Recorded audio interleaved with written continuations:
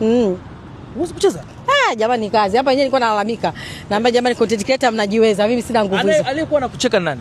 Huyu hapa kwanza. Kweli? Lakini unamcheka bosi. Shida tumefanya mazoezi wiki mbili mazoezi tumefanya na Lamata. Leo anakuja kukaa nyuma.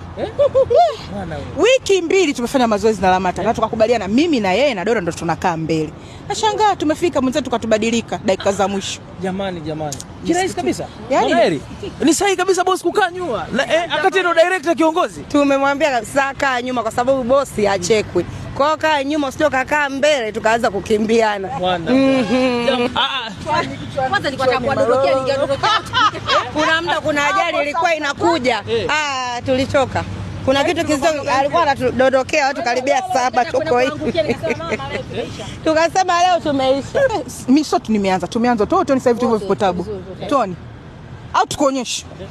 Nataka unipe ratiba yako ya gym ikoje? Gym unaenda asubuhi na jioni. Asubuhi nimetoka gym nimekuja hapa na jioni utanikuta gym. Lakini naomba niwakimbie kidogo nikamalizane pale. Unaenda hapo kumalizana kwenye mambo ya gym Lamata. Gym. Mimi nipo gym siwezi kuonyesha kwa watu ila naenda gym.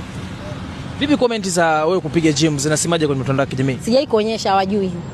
Kwa nini? Hawajui. Mimi mtu wangu mwalimu wangu mimi nikajaa kwenye kufanya mazoezi. Wewe? Kabisa.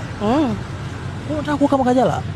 Of course na zaidi ya Kajala. Sio tu kuwa kama, nataka niwe zaidi ya Kajala, nipungue kabisa. Alianza kukufundisha lini mazoezi Kajala? Kajala ameanza kunipambania mazoezi miaka 7 iliyopita. Sema tu mimi ni mvivu. Miaka 7 iliyopita. Hadi nguo kashaninulia, kila kitu laba, kanilipia gym mwaka mzima mimi sijai kwenda. Kwa nini sijai kwenda? Au ni ubizi wa kazi? Mazoezi jamani kipaji. Ni mazoezi gani haraka ambazo ukaonesha watazamaji hapa? Hapana, nitaonyesha siku nyingine sio leo. Kweli?